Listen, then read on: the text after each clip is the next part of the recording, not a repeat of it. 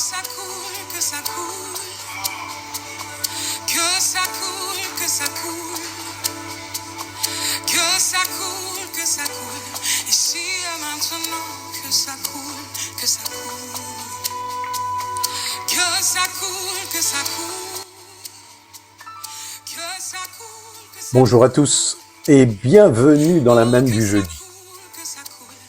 J'ai une question pour vous. Comment pouvons-nous porter du fruit pour Dieu et pourquoi certains d'entre nous portent-ils plus de fruits que d'autres? Lorsque vous déterrez délicatement une plante, vous pouvez voir la partie de la plante qui était en terre et qui était cachée en quelque sorte. Eh bien, cette partie de la plante invisible est la plus importante.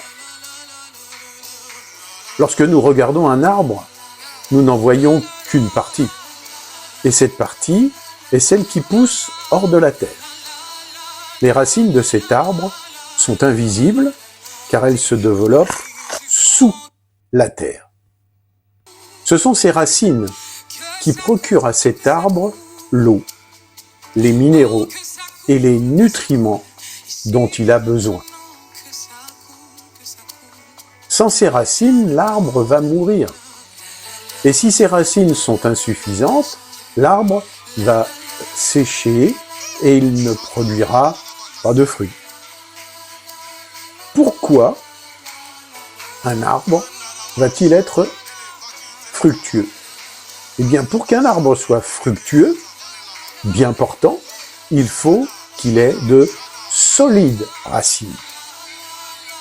Eh bien, c'est le même principe qui doit s'appliquer à notre vie spirituelle. En Dieu, en Jésus-Christ, notre vie est comme un arbre. Notre vie, notre existence, comprend une partie que le monde voit et une partie cachée que personne ne peut voir. Et c'est la partie visible qui va manifester du fruit au travers de tes bonnes œuvres, au travers de tout ce que tu vas accomplir de bon et juste pour Dieu. Mais qu'est-ce qui va produire ce fruit? C'est la partie cachée de ta vie, c'est-à-dire tes racines. C'est ta vie intérieure avec Dieu. C'est ta foi, c'est ta piété, c'est ton amour, c'est ta communion avec le Seigneur, c'est le temps que tu passes avec lui dans la prière, c'est ta disposition de cœur. C'est cette partie qui te procure la nourriture spirituelle dont tu as besoin et dont tu as un besoin crucial. C'est grâce à elle que le reste de ton existence peut croître et porter du fruit.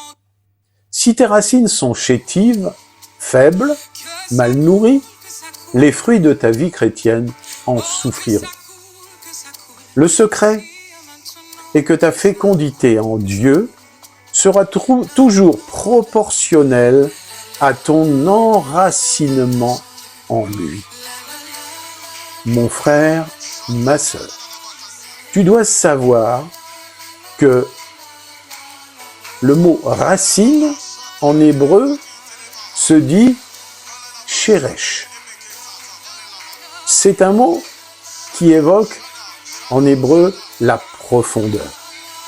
Cela nous dit que si tu veux grandir en Dieu, ta vie spirituelle doit être profonde.